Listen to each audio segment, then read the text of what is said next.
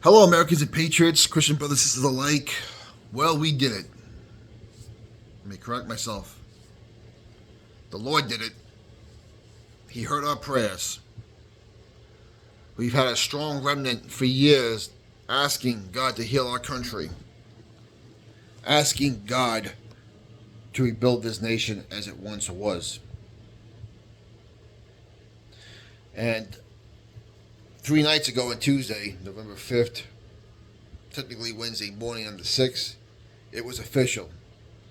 Donald Trump completed the greatest comeback ever. The first guy since Grover Cleveland to serve non-consecutive terms, 132 years, I believe. I think there's only one or two guys that are going to do that now, him and Cleveland. But when you consider the massive assaults, two assassination attempts, two impeachments, several lawsuits, attacking his family, attacking his friends and throwing him in jail, the J6 so-called rioters who are still in prison, being held without bail, and haven't been getting a speedy trial yet, who are pretty much prisoners of war. The prayers of this country were answered, but the battle's not over yet. Tuesday, November 5th, was a starting point. Enjoy the victory. One of my favorite parts was watching the Trump campaign at the headquarters saying how great thou art after the victory was official.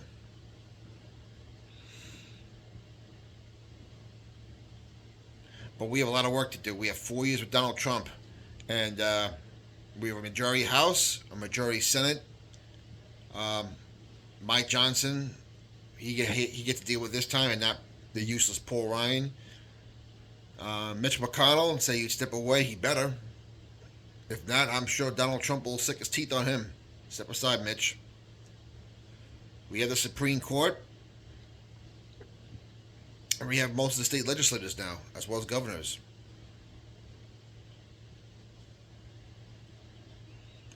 We need to see massive changes in this country as far as how, going back to our Constitution, get rid of these federal agencies, our economic system, the Federal Reserve, the central bankers need to be crushed once and for all. We need to go back to gold-backed, American-based money. Fiscal responsibility from the federal level. Bringing back God in our country and our government. Now, for people who said, well, we have separation of church and state, that doesn't mean you have to leave God out of the equation. That's not what the frame was intended. And as far as that ridiculous letter to Danbury Baptist, we're not to have a favorite denomination of Christianity. As far as I'm concerned, if you believe in the Word of God, there are no denominations. Only mankind does denominations. It never made any sense to me. It is what it is.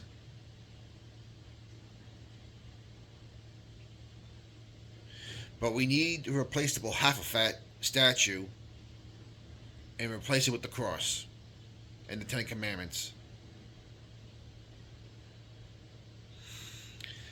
Since Donald Trump has won the election, Russia and Ukraine seems to be settling down. Iran now wants peace, and they've seen their dollar crash now. Al Qaeda wants peace. China wants to have good relations. So this is all not even 24 hours after this has happened. The Trump effect is in effect already. And this is what happens when you elect a man who's one, although he's a baby Christian, he's still got a lot to learn. He believes in Jesus, and two, more importantly, same thing, they couldn't buy him off. He didn't want to be part of the club. He loved his country, still loves his country. Only a man would have gone through all of this because he loves his country. And he was right. He could have just stayed on the golf course and enjoyed his children and grandchildren. But he realized how much this country meant to him. And he wants the same for all of us. Manufacturing, trade deals, all have to be changed. They will be changed. And more importantly, a lot of this deep state scum needs to be rounded up and sent to the guillotine.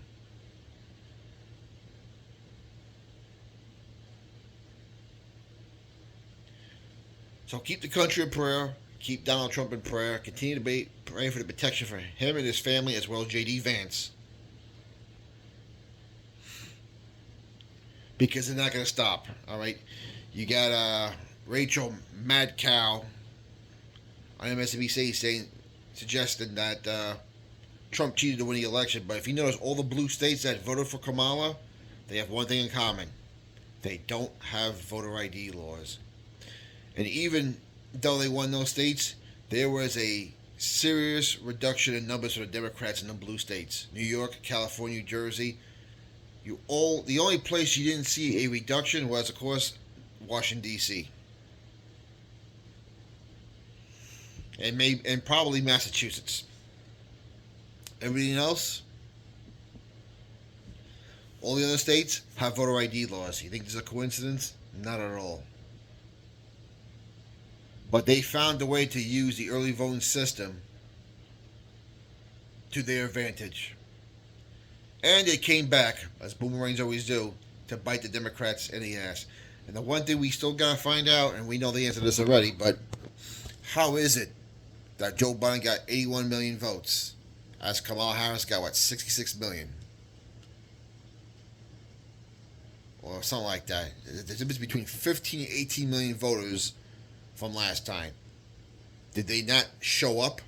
Or were they manufactured like we know they were?